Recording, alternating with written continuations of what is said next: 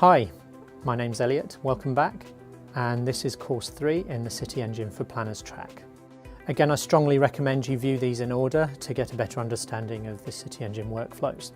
We're working on a model of Koreatown, and the previous 2 courses I introduced you to the interface and the creation of simple building and street rules.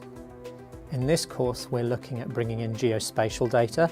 Firstly, by using a relatively new tool in CityEngine called GetMap Data, which allows you to bring in terrain and imagery, as well as OpenStreetMap data, directly into the interface and cut it for you.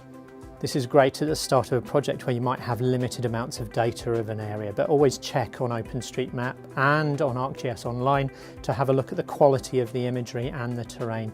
It varies greatly between countries and the coverage is constantly changing. We'll then look at importing some geospatial data from a File GeoDatabase. This is pre-prepared of the area we have here from an open data site.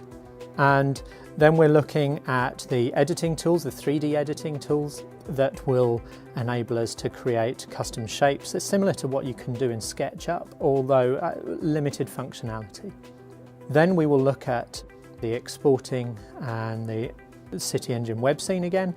And we'll look at some of the reporting and analytical tools like the visibility analysis as well.